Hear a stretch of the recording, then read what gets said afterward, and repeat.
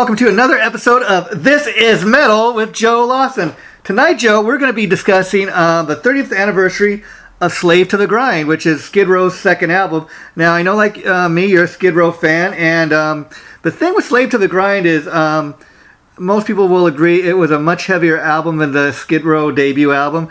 Now, I'm thinking I know, but I don't want to put words in your mouth, so why don't you tell me, of the two albums, which was your favorite and why? Well, definitely my favorite of Skid Row. Between the first and the second Skid Row is definitely the second. That's what I figured. Slave to the Grind obviously was a lot more heavy, and it was Skid Row being Skid Row. Their first album, it was on Atlantic Records, and it was their first time. They were young. They were a new band. And, they were taken under the wing of people like Bon Jovi and Doc McGee and Michael Wagner, the producer. Some big heavy hitters were working with them, So they kind of coached them and mentored them and shaped the direction of, to a successful, plateau for them. And that's exactly what happened. And when Slave to the Grind came out, it was like them just being them, and it was pretty refreshing, and it was heavy and yet soulful, and I really loved the vocals. I ended up doing a few of those songs in cover bands that I was in many years ago. I did Monkey Business many times, Slave to the Grind, Get the Fuck Out. We ended our set at the bar would be closing. We would play Get the Fuck Out. It was I was going to say, funny. Not to be confused with Get the Funk Out by Extreme. No way. Right, yeah. Yeah. But, you make a the couple censored version had a song called Beggar's Day. Oh, okay. So a lot of people never knew there's a censored version. That there was a song called Get the Fuck Out. Wow. And it's actually a really cool tune, and so if you got the uncensored version of it like I do, it's on that. Yeah, well, that's one song that I've never heard. I gotta give that a listen. But you bring up a couple good points about the fact that Bon Jovi got involved with the band early on, and part of the reason for that, I don't know if you're aware of this, Joe, but the guitar player Dave the Snake Sabo, he went to high school apparently with John Bon Jovi, and so they were friends from way back when, and naturally when he helped the band get signed to Atlantic Records, and so he really pushed for the band. But had Bon Jovi and David Snake Sabo not known each other, went to school together, we might not even be talking about Skid Row today. It could have turned out totally different for the guys in Skid Row. Yeah. I mean, talk about fate, anything's possible, but I think they did have a lot of talent, and for that genre of music, they're one of my favorite bands in that style. It's not really quite metal, but really hard rocking. Yeah, and they're I love the lyrics, I love the vocals, I love the music, the attitude.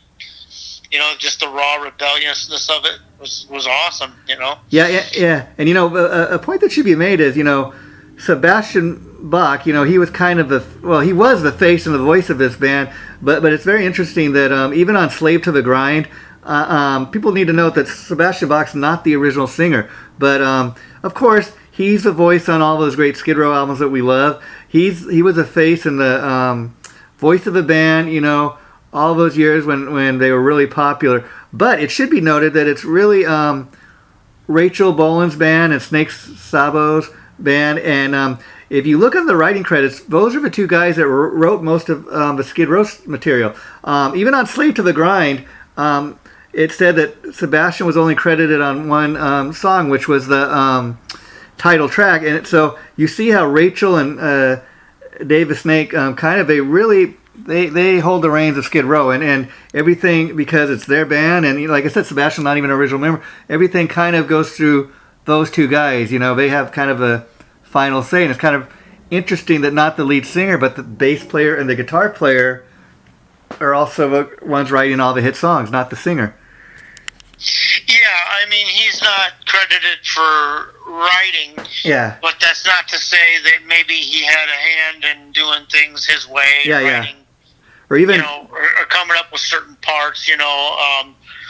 Obviously, I'm not a huge fan of his attitude. No. I think he's kind of a cocksucker now. Yeah. But honestly, you got to give credit where credit's due. The guy's got an amazing fucking voice. Amazing talent, yeah. Skid Row without Sebastian Bach, especially at the time that they came into popularity, they would have been a bar band. Oh, it's so true. I mean, you cannot deny the guy's talent. Sorry. I mean, it's the truth. You cannot deny the guy's talent. And here's the thing, though. I think he had, I don't know if it was just, he's put on an act or what, but I liked kind of his attitude way back, around this time, even back to the debut album. I mean, I think... Oh, yeah. He was, it was really fresh and really cool, and, he was like a different person, or seemingly so, you know? He did. I mean, I don't know him personally, but... He did have a rock and roll attitude back in the day, and what I mean by that is, I mean, he's not the only guy, but I'm let down by a lot of my heroes from back in the day. I mean, I'll give you a perfect example. We don't have to get too much in, but in the last year, I mean, I remember 2 or 3 times where Sebastian Bach goes online and he says really something crazy. Like the last crazy thing I read that he said is he wanted to thank Joe Biden for saving America and for doing what was right. I'm like, oh my God, you got to be kidding me. And then all this COVID stuff, he thought that he should get to cut him from the line because he's an elder. He's 50 years old, and at 50 years old, you're considered an elderly person. I don't know about that, Yeah. But let's get back to the music, though. Yeah. I mean, he's got the talent's off the charts with him. Yeah. And when he was young, but he thought he was indestructible, like a lot of singers do, unfortunately. Yeah. And he partied his ass off, and he drank. He didn't take care of himself, and his voice was shot. And it's sad to see what happened to him. But. For what it's worth, those first few albums, I mean, he delivered the goods in a major way, I mean,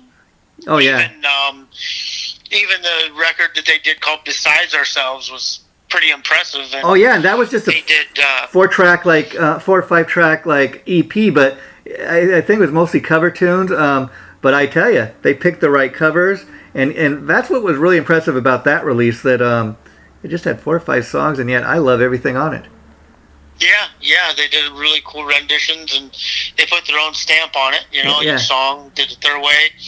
And then I really loved. I know it wasn't as popular, it didn't chart as high and all that, but I loved Subhuman Race, their third actual album. So, that wasn't as popular and stuff, but I thought it was great. It was heavy. To me, it sounded like a good natural progression from where they left off on Slave to the Grind. Yeah. That's almost like the Lost Skid Row album in the sense that, like you said, that was released just a little bit before we let go Sebastian Bach. They broke the band up for a while, and it's almost like the Lost Skid Row album in the sense that a lot of people will hear about for the first time, never heard it, and they think it's a new Skid Row album, but it's not. And sadly, it didn't chart. I like the ballad on there. I like everything that's pretty much on there, but that's what if you're a Skid Row fan, people should check that out, because like Joe's saying, it's a really great album, and most people have not ever heard it, but it's worth listening to. And I dare. Eileen and Beat Yourself Blind are 2 of my favorites from that. Oh yeah, that's it. Beat Yourself Blind. But I tell you, here's the thing with that. I think if it had been released at any other time, it would have been a much bigger hit. And it's interesting because if you ask me, Joe, what are my favorite Skid Row albums, I'd have to say those 3 in that order. I dare say that I love Slave to the Grind, but I also like the debut album for a simple fact that, like most people, that was my introduction to Skid Row. But then, see, here's the thing with that. After having the success they did on that debut album, the guys could have said, you know what, we're gonna stick to that formula. We're gonna go and make another carbon copy of that. But they didn't. they, from what I've been reading, they intentionally went in. They said, no, we're going to do an album that's much heavier, much more like metal-like. And that's what they did. As you said, they really delivered the goods. And that's why people took notice of Slave to the Grind, because it wasn't a pop album like the debut album. It was a much heavier album. They really went the other way. And people were just loving it for that. Yeah. It was very different from where they were with their first record. And, like I said, they just did their own thing. It was like they were told that they were teenage kids and they were told that they couldn't do this or they couldn't do that. You know, they couldn't have sex, and then all of a sudden they could, and they just totally went out and busted a nut. You know. Yeah, and and it's almost like they were rewarded for that, because I was reading that this is the first metal album to go number one on the SoundScan chart, I guess, which is a new way. SoundScan. Yeah, this is a new way that how they collect data as far as album sales, and this is what gets reported to Billboard. Now, being in a band yourself, can you explain that a little better than I am? What's the difference from the old style Billboard chart from back in the day to this? Honestly, you know what? I don't know that. Yeah. I don't know all the particulars about that, so I'm not going to comment on that. Pretend that I do. Fair. Yeah, that's fair. All I do know is that Nielsen SoundScan is your barcodes. They get scanned, and they're registered, and the sales numbers get recorded, and that's how they collect that data. For Billboard and things like that. By your album sales through that. Oh, okay, and that's very interesting. But so again, like I said, they were rewarded for kind of becoming much heavier on that album.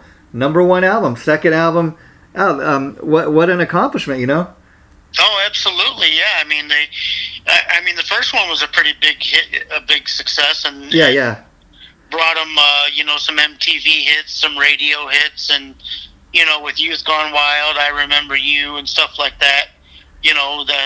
To this day, some of those songs are on jukeboxes everywhere. Oh, yeah. And, Slave to the Grind came out, so they already had a good, solid foundation established. And then they went out and did tours with people like Guns N' Roses and I think Metallica, and, they got on some really good shows, too. Yeah, and even by the time this album goes number one for them and it's become, really a hit and fans are, loving it, they're out there touring, They become a headlining act pretty fast on this tour. And once that happens, the bands they took out as their opening acts were, you're not going to believe this, Pantera and Soundgarden. Yeah. There you go. I mean, they were up there about as big as you could possibly be, at one point in time. Yeah. And and I don't know the guy's name that they got now. I think it starts with a Z. Yeah. But there's some interesting stuff about that guy, and he's a pretty good singer. So, that's when Skid Row kind of came back on my radar. I checked out some live stuff from him, and I thought, this guy's pretty good, man. Well, I'm waiting to see what they do, because apparently they're in the studio working on their next album, which is going to be the first thing they've done, with this guy. So I am. It's been quite a number of years since Skid Row released anything like on a CD or anything of new music. So that is definitely something to look forward to. And, talking a little bit about Sebastian Bach and his attitude, I tell you, the rest of the Skid Row guys really don't think that much of him. And I'm sure they had an ass full of them. Yeah, and what I mean by, and it's kind of interesting because, the thing is, if they were to get back with the original lineup, with him and the original drummer Rob Athusa, they could go out and do arena tour, make a ton of dough. But that's how much they dislike this guy. They would rather continue playing the size of shows they are, which they got a loyal fan base. I'll say that, but that's how much they dislike this guy or don't get along with him. That they say, okay, we're happy doing what we're doing. We're just going to continue to do what we do. Yeah, they don't care about the money. I shouldn't say they don't care about the money, but it's not the priority. It's not a big enough of a motivation. Yeah, that's what I'm saying. Say, okay, we'll deal with all the bullshit we got to put up with to make it work with Sebastian. They have no desire to do that, and they've said that over and over again. Yeah, and they made it very clear. See, that's another thing. He keeps going online, and every once in a while you hear him talking about, who knows? I may go back to Skid Row one day. Well, it's not really up to you, but And even the other guys said, yeah, we were talking to him, but never again. And every time he kind of puts it out there that, he wants to go back to Skid Row, Rachel Bolan makes it very clear, no, he's never coming back into the band. And that's what's interesting. Like you said, Sebastian is a very talented singer. I do like some of his solo albums, but let's be honest. Those solo albums, as great as they may be, they were never the hit songs that those Skid Row albums were, if you know what I mean. And well, yeah, and not just because the musicians and the people he was working with or what he was writing, but a large part of that is the time and the era. Yeah.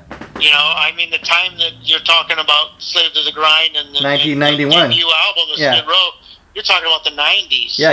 We live in a very, very, very different time frame now. Yeah. An album like that, I don't care what level your talent was, it's not going to go that far. It's just not. Yeah, and the thing is, like I said, he's a super talented guy. I'm not knocking his talent, but those are the songs, and I understand the point here. Those are the songs that if you go to Sebastian Bach's show, they're going to not be filled up with a ton of his solo songs, mostly Skid Row material, because those are the songs that his fans still want to hear. They made him. And he's out there. I give him credit for that. He's out there celebrating 30 years of Skid Row. He's supposed to be going out on a tour this year and celebrating the 30th anniversary of this album we're talking about. So, kudos to him for doing that, knowing that that's what your fans want to hear, and that's what he's going to be giving them.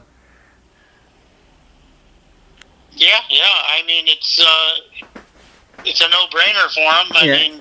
Since he hasn't had any real success since then. Yeah. What else is he supposed to do? He plays his stuff from his solo band and stuff, but if he didn't go out there and play, I remember at least certain Skid Row songs and stuff. Yeah. He'd be playing to empty bars. Yeah, and even though Rachel and Snake are the writers and they wrote all these great hit Skid Row songs, that's the voice that we all remember hearing sing those songs. So I dare say that as great of a band as Skid Row may be these days, going to Sebastian Bach's solo show is much more like going to Skid Row, because when you're listening to those songs being sang, you're like, that's the guy that sang those songs. That is the voice I hear when I think of Skid Row, and that's just a hard, cold fact. Yeah, I can see being an old school Skid Row fan and relating to Sebastian Bach, of course. Yeah. I look at it a little bit differently. Okay. I'll say this much, I haven't listened to anything recent that Sebastian's done. Yeah. So maybe he's turned things around, I don't know. Mm-hmm.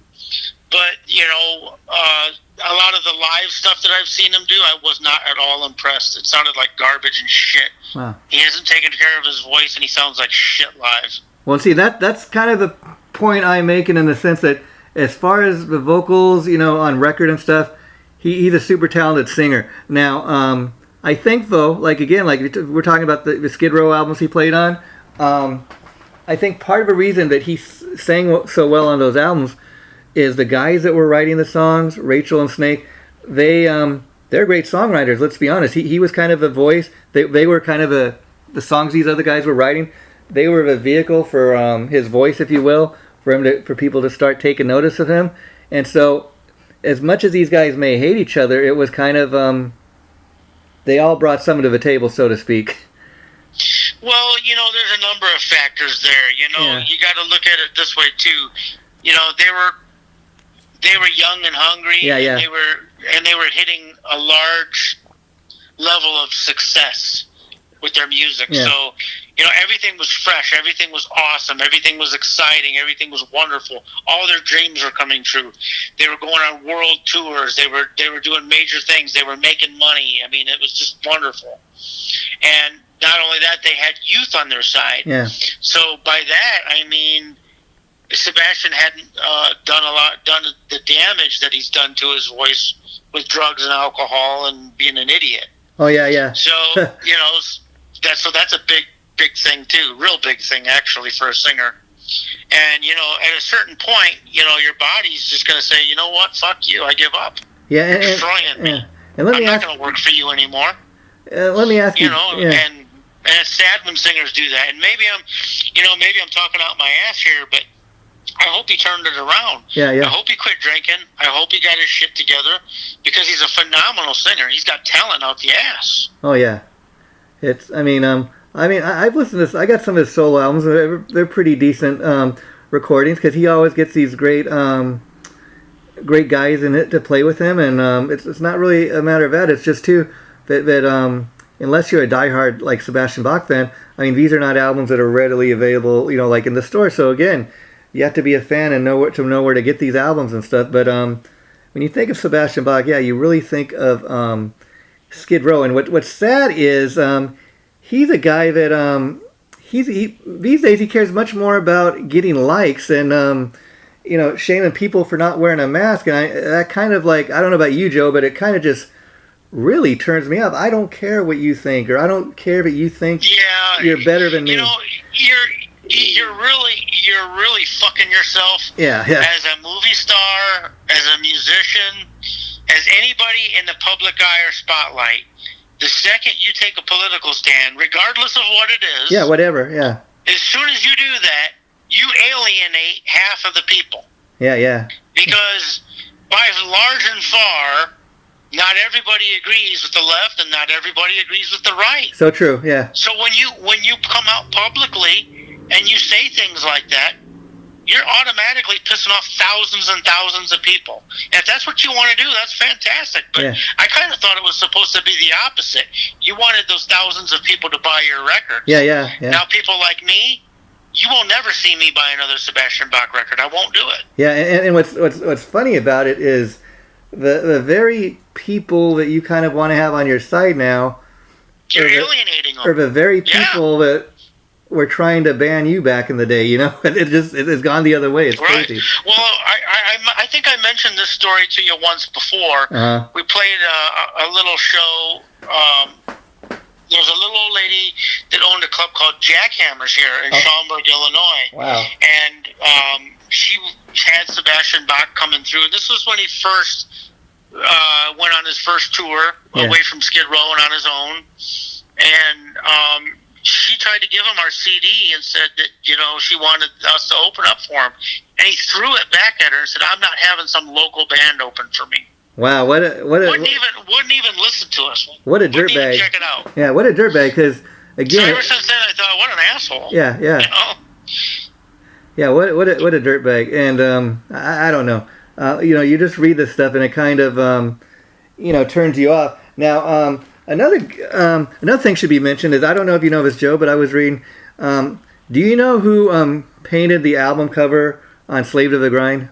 Yeah, Sebastian's dad. Yeah, that's something that I had heard that, and I kind of forgot about it until I was reading that today, and I thought, oh, that's kind of... he's an artist. Mm-hmm. Yeah, or he was, because I think he's since passed. But, what a cool thing, though. Even though, the other guys in the band must have thought a lot of that painting to say, especially the guy in their band that they didn't really care too much for, say, oh, yeah, sure, we'll let your dad, design the album cover. How cool is that?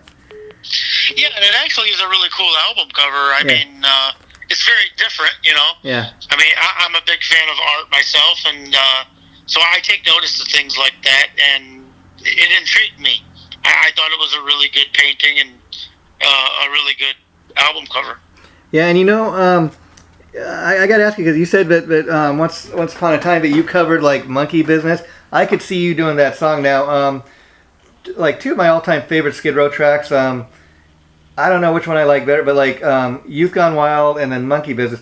Monkey Business kind of reminds me of Not to toot my own horn on that, but I did a very good job of those songs, and I had many people actually tell me that I should have auditioned for Skid Row. Wow. But it never worked out. I never got the opportunity, whatever. I think that would have been pretty cool, but... Yeah. Who knows? I enjoyed doing those songs. I did Youth Gone Wild, Sweet Little Sister, Piece of Me. Did a lot of Skid Row songs back in the day. Wow. That's very interesting. Now, so my question was, do you have a favorite of those two songs? Because to me, they're both great like rock anthems, I would kind of say, to me, Youth Gone Wild is kind of the ultimate Skid Row anthem because, like a lot of people, that's the very first thing I heard when Skid Row was first coming out of the gates, And so it has a special place, that song, to me. But then when I remember when Slave to the Grind came out and Monkey Business was released as a single, to me that was kind of just a continuation of Youth Gone Wild. And I thought, man, another great rock anthem here. Yeah. I mean, I enjoyed their first album. I thought it was good. I thought there was a lot of really strong songs on it. But Slave to the Grind, I really, really loved.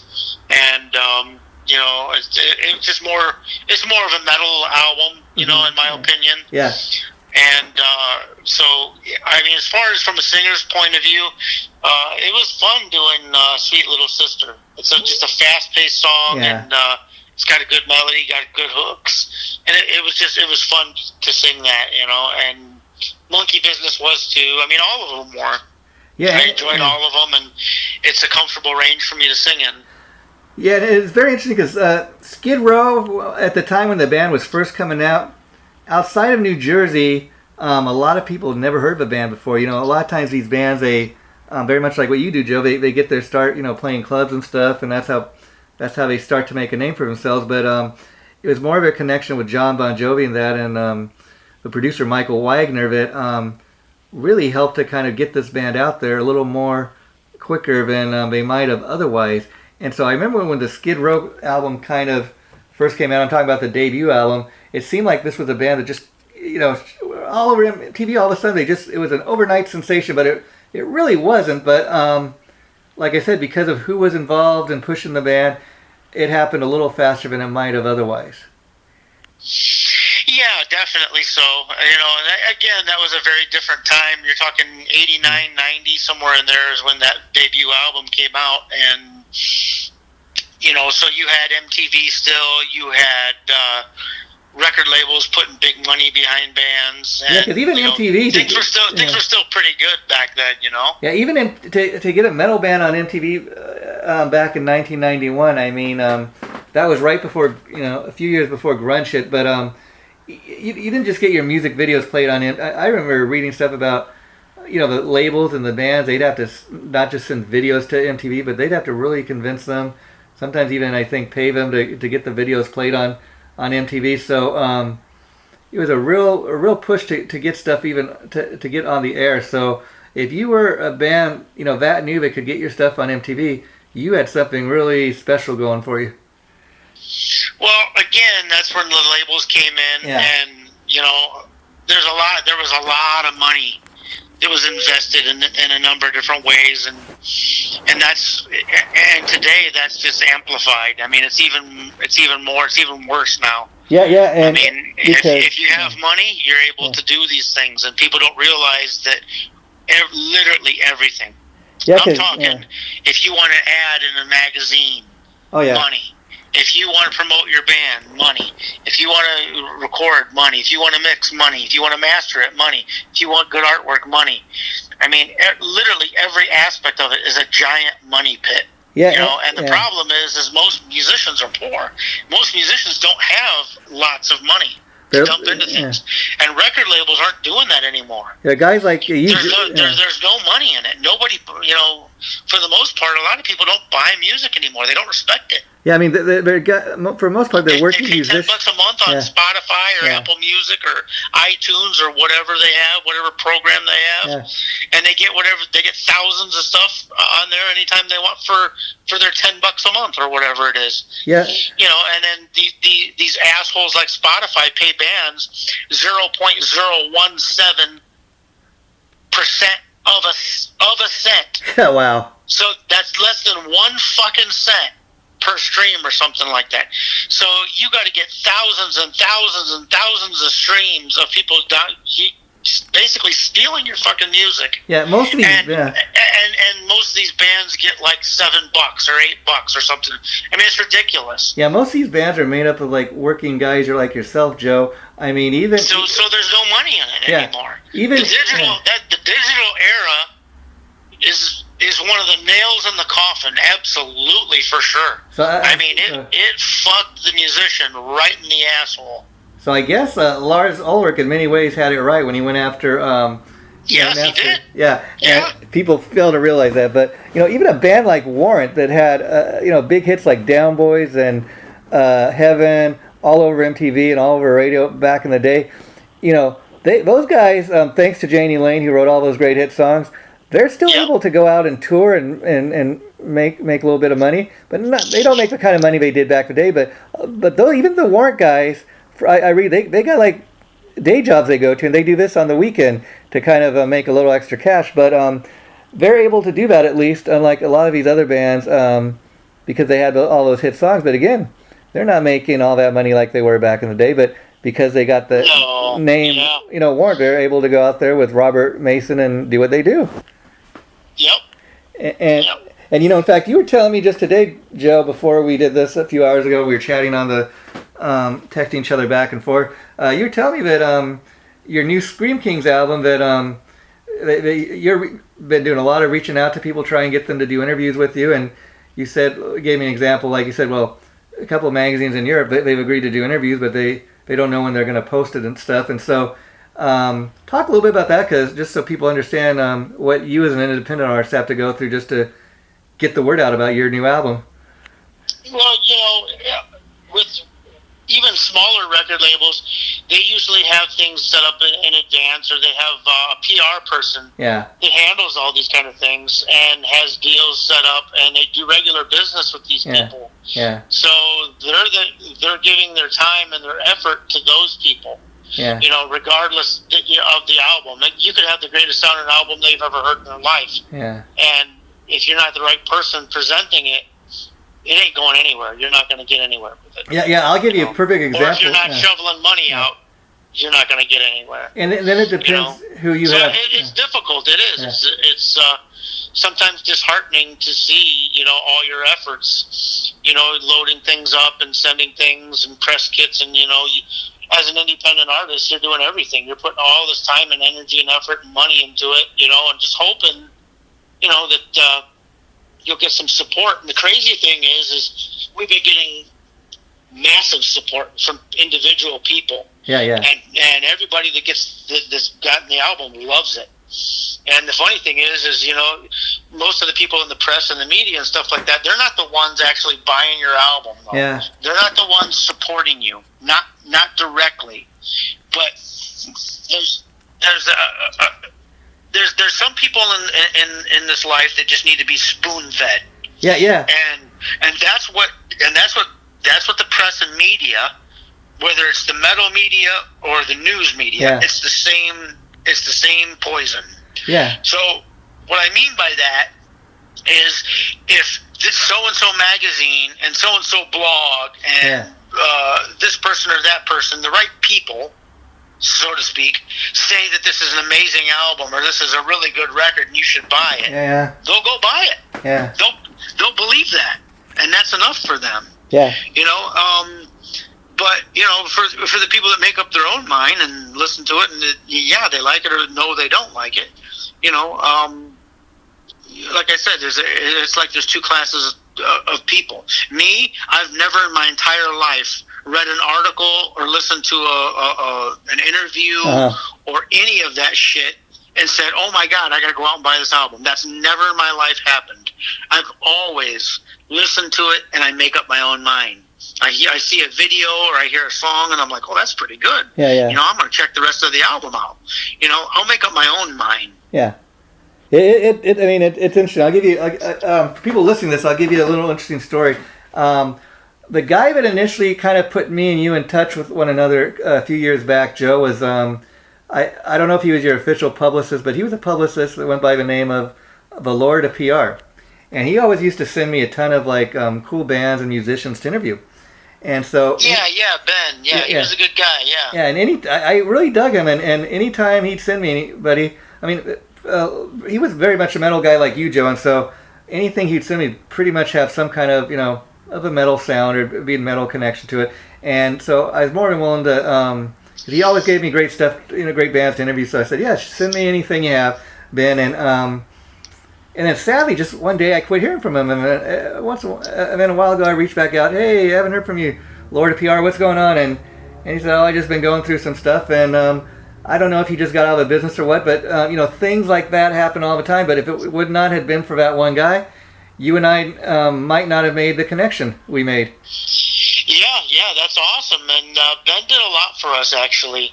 He was our PR guy for the Tyranny of the Sea album, and he did a lot of stuff for us. He set up a lot of interviews and write-ups and reviews and things like that. So, it was he was a great guy to have on our team. And yeah, he quit doing it, unfortunately. So that's too bad. He was great at what he did. Yeah, but a lot of people, they just I think they get involved in it for the right reasons, for the love of the music, because they love it. Yeah. And then they see how much work it is and how much effort it is, and after a while, it just gets like a job. Yeah. And if you're not getting a paycheck or you're not getting anything out of it other than some gratification, it gets frustrating, and it wears on you sometimes. Well, like you, Joe, for me, I don't get paid a cent for doing what we do here, but I do it for the love of what I do, and it's something kind of just fun on the side that I enjoy, and I make the time and effort to do it, I guess, because I can. But I'll tell you another interesting story. You talk about publicists and people helping or not helping. I don't know if you've ever had a bad experience with a publicist, but I'll tell you, there is this little label that I just love, this little record label, and the guy that started up the label, he used to be the publicist. I guess they got a little bigger. And here's the thing, okay? They changed the publicist, and then every time I was requested, this guy would send me like press releases about all the different bands they had on their label, and I don't know why, but I always requested, hey, can we set up an interview with this guy or this guy? And he always seemed to not be willing to do it. And so I kind of called him out, and I said, well, what's the problem? I'm not available those times that you're telling me. And he's like, he copped a real attitude, and I don't know if any of the bands, on that label know this, but this guy told me, he says, you know what? He goes, I don't like your attitude, so I'll tell you what, I'm never going to grant you an interview with any of our artists. And I even reached out to the label, and because he's the guy that handles the PR, they kind of let him do his thing. But that's kind of a little sickening to me, just because somebody questions something that you get that kind of attitude, and it's not really in the best interest of your artist. You're kind of picking and choosing who they get to do interviews with, and I think that's kind of a shitty attitude to take. Yeah, it's unfortunate, and a lot of musicians don't realize it, or they just don't care, one or the other.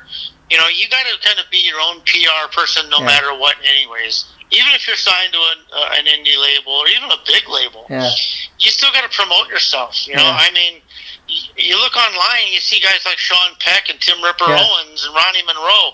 They're promoting themselves. Oh, yeah.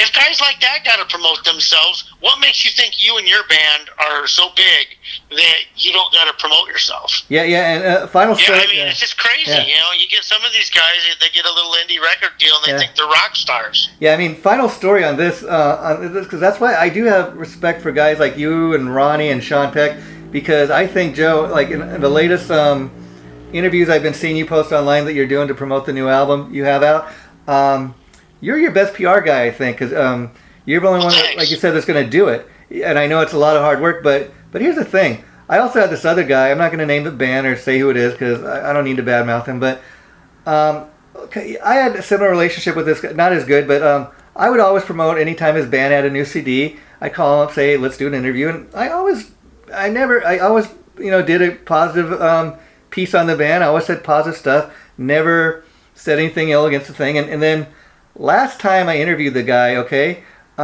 his publicist slash person that runs and operates, I guess, his record label, they snapped back at me that they didn't like the audio quality of the interview. It was a little, it was a little off. It was a little off. Now we got to call my friend Joe Lawson back. Okay, Joe, we will be calling you back right now. Okay, and then we will get back to the story here. Okay, hold on. Getting back to Joe Lawson here. Okay, Joe. We are calling Mr. Joe Lawson back. Okay.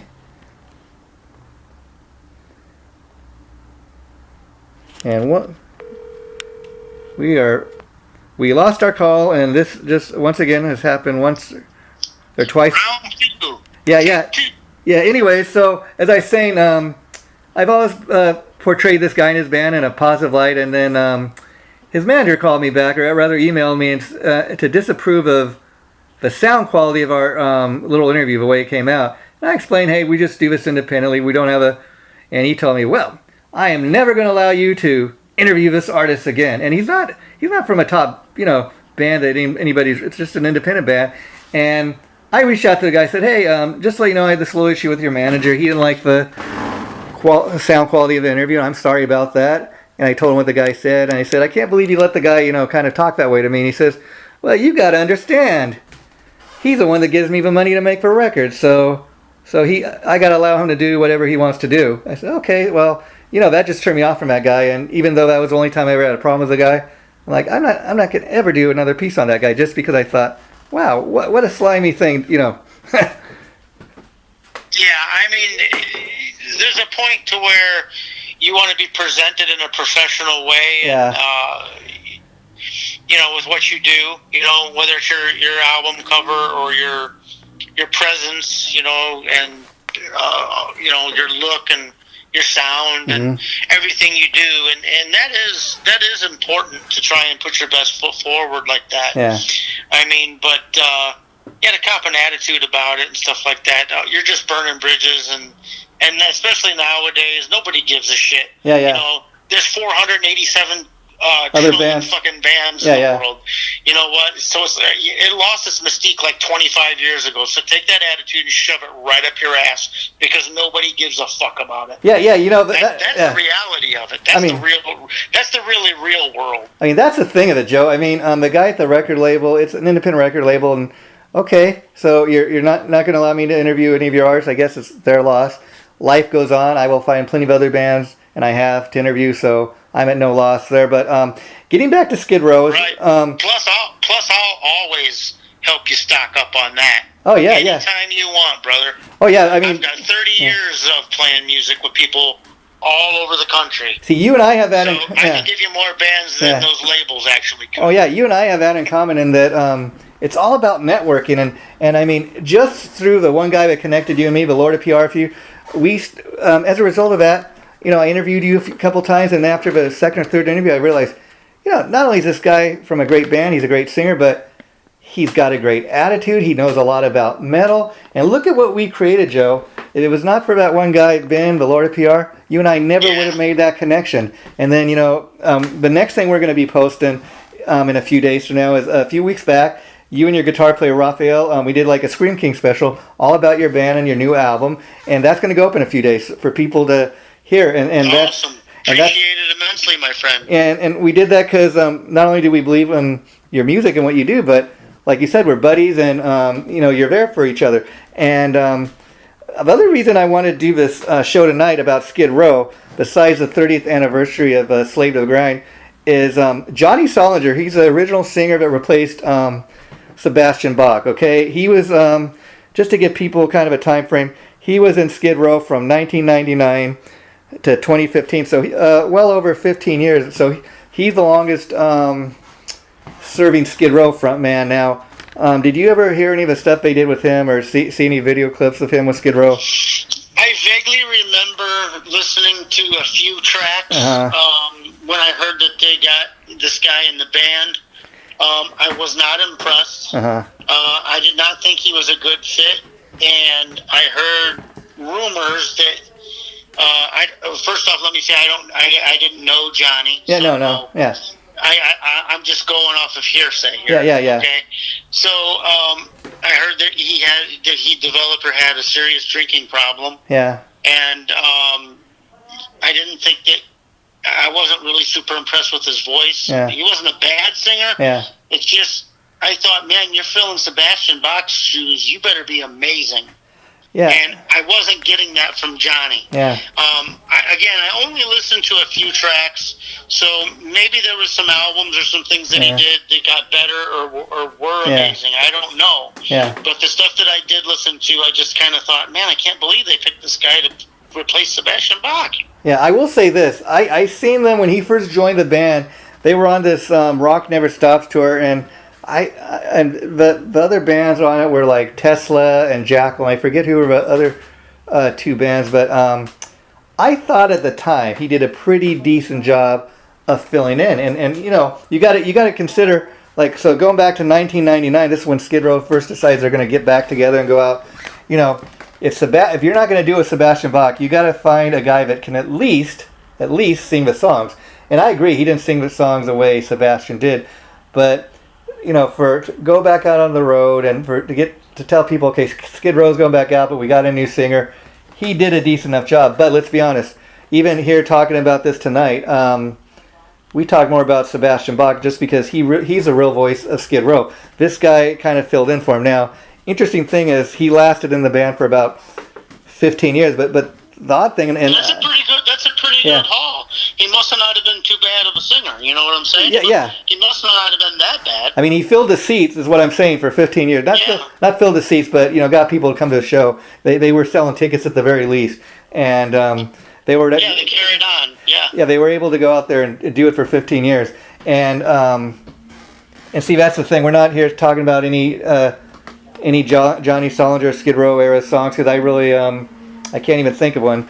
I've heard some of the stuff, and it was all right to be going. I mean, to be going out there at the time and being able to give him a new CD and stuff. But I don't really remember any of those Johnny Solinger era songs. I'm going to be honest, but I guess for 15 years he was able to keep the band going, and since then they've had about 3 or 4 different singers. Even Tony Harnell from TNT at one point was in Skid Row a few years back, but it didn't last too long with him. Yeah, you know what, though? I knew that wouldn't last long. Yeah. That guy never stays in a band very long. Yeah. It just never seems to work out, you know? The guy's a great singer. Tony Harnell's an awesome singer. And I think, But the guy they got now, do you remember what his name is? It starts with a Z. Zoe or something. Yes, he's got a strange name. Yeah. He's a hell of a singer. I mean, that guy's really good. I'm really looking forward to hearing what they put out with this guy. And I heard something. Put an album out with him, and I'd love to hear it. Well, I heard. I'd probably buy it. I heard they're working on an album with him, so I don't know when it's supposed to come out. Maybe next year, but that'll be fun to hear something new from Skid Row. But I hear he's a lot more of a metal singer than what Sebastian Bach even was, and I think the thing with Johnny Solinger, even though he did record, I was reading he recorded like 4 albums with Skid Row. They were like independent releases, so I'm sure if you wanted to get them or check them out, you could go on YouTube, or even if you really wanted to order it, you go on Amazon. Sure. But with that being said, I think he was also able to sing those Sebastian Bach era songs. You know, he had that kind of voice. And I was reading, he was from Dallas, Texas. This guy Johnny Solinger, and so he loved both hard rock and country music. In fact, a few years after he was kicked out of Skid Row or let go from a band, he put out a solo album. It had a combination of hard rock and country style rock songs. So that was kind of, I guess, what he was trying to bring to the band. But he I guess just did a great job of doing the Sebastian era stuff, because a lot of those other songs that he recorded with Skid Row, they weren't really as popular as the first 2 albums, you know, like what we've been talking about today. Yeah. And then, like you said, he died of liver. In fact, like a month or 2 before he actually died, I guess, when he first went to the hospital, he put up one of those GoFundMe pages for like people to help out with his medical costs, and the first thing I thought, not that anybody said anything, but he said that his liver was failing, and that's usually caused by excess of alcohol. So I don't know if that had anything to do with him being let go from Skid Row, but it was kind of weird in the sense that he'd been with the band for 15 years, like we said, and then in 2015, all of a sudden he just kind of, Skid Row comes out with an announcement that Johnny Solinger is no longer a singer in Skid Row. Doesn't really go too in depth on why he's no longer in the band. It just, and the thing is, the interesting thing about Johnny Solinger, for whatever reason he was let go from the band, none of the guys ever said anything nasty about him. They say a lot more nasty stuff about Sebastian Bach, I guess, not just because he's the original singer, but he's always, I guess, saying stuff. He's always bringing up Skid Row, that he wants to get back with the band, and they really are not having any of that. So, for whatever reason, I guess they like Johnny Solinger a little better than Sebastian Bach. Well, I mean, the way you treat people goes a long way. Yeah. And, I know that probably there's some politics involved in that, and there's some money issues and some legal battles, and I'm sure there's a lot more to it than what the average fan gets to hear about. Yeah. I'm sure there's a lot involved with all of that. Well, on the money, and not only that, like I said, Sebastian's just kind of an asshole. He just is. Yeah. I mean, and then on the money end of it, like I said again, people need to realize that. I mean, Rachel and even though Sebastian was in Skid Row, it's Rachel and Snake's band. They own the name. They get to call all the shots. They wrote most of those hit songs. So even when Sebastian Bach goes out and does a solo tour playing those Skid Row songs, those guys are still getting paid. More money than what he's making. Yeah. I'm sure they get a mechanical royalty. Yeah. I mean, and we're going to get this into this, talking about another band in a few weeks. Rat, you and me are going to, in about 2 weeks, do an episode on that. But I was hearing a producer talking about the drummer, Bobby Blotzer. He's not one of my favorite people. We'll talk a little bit about that later when we do the Rat episode. But the producer of all those great Rat albums, he was saying that the drummer, Bobby Blotzer, he doesn't write a lick of music. He's not a songwriter. All the other four guys in the band wrote all the hits. And he started complaining, why are they getting royalty checks? And so, kind of to throw the guy a bone, and so he'd quit complaining on a couple of the songs. They give him a writing credit. But, stuff like that, it always goes on in the band. It's funny. Yeah. There's always some dirty laundry to find out about, that goes on behind the scenes, and it usually involves money and people arguing and fighting back and forth about royalty rights and different things like that. When you're talking about these big bands that came out, in the 80s and 90s, now so much, I don't think there's too many royalties, I mean. Yeah, and those bands from back in the day, that's, believe it or not, that's how most of them are making money off of their songwriting royalties. Yeah, now, you got to tour to make money. Yeah. Bands sell their merchandise when you play, so you got to play live shows, and you got to tour. That's where you're going to make some money. Yeah. Now, Joe, as a musician yourself, I'm kind of curious. As a guy that writes his own songs, do you have any idea why a lot of these bands, a lot of these big bands? I mean, I just read where Dee Snider, for example, sold all of his Twisted Sister catalog, made a huge amount of bank, if you know what I mean, but if you had that many hit songs, why would a guy like that, do you think, sell such a great catalog of music, Well, a lot of times what they do is they lease the rights. Okay. So, like, even Iron Maiden did that. Yeah. To a group of entrepreneurs. There you go. Called Iron Maiden Holdings Limited. If you look at some of the stuff that they did, a couple of the albums they did, I think starting with Brave New World, I think it was. Or shortly after that, there was a few albums there, and the reissues and re-releases that you started to see getting pumped out. Okay. And if you look real close on the credits, it says Iron Maiden Holdings Limited. Okay. And that was this group of entrepreneurs, and they paid Iron Maiden $30 million. Wow. That's a nice. So these people that invest in different things and make money, that's what they do for a living, and. For whatever reason, they see, a potential profit in doing that, leasing and owning the rights to some of these songs and some of this music, and they put it out, and they make money off of it. So when you read something like that and it says, okay, Dee Snider sells his catalog of Twisted Sister music to whoever, I mean, is he like you said? Is he literally selling away the rights, or does he still own the rights to this stuff? Well, it could have been either way. Oh, I don't know his particular contract or what he did exactly. Yeah, Like I said, a lot of times, guys will get, in a position where they're needing kind of some money. some of these people will offer them money, or they'll get these offers, and yeah, because I read where they can make a quick buck right away. Why not? Because I read where even Nikki Sixx sold the rights to like all his Motley Crue music, and I'm like, why the hell would you do that? That's where you make your. I mean, I guess the guy is at a point you don't really need to make any more money, and he could live comfortably, but. I think he's probably doing all right. Yeah. Yeah. Well, Joe, but before we wrap this up tonight, let me ask you, anything else you want to let us know about in regards to the Scream King new album? You guys got any live dates lining up, or how have people been responding to the new video? Yeah, people been digging the video, and I hope they keep checking it out and sharing it. And we're working on getting together. Hopefully here soon, we're gonna try and finish filming the third video, the Indomitable Spirit, which features Ronnie Monroe and Harry Conklin in the video actually with us. So that's gonna be really cool and neat and special. Oh wow! And we're gonna release that.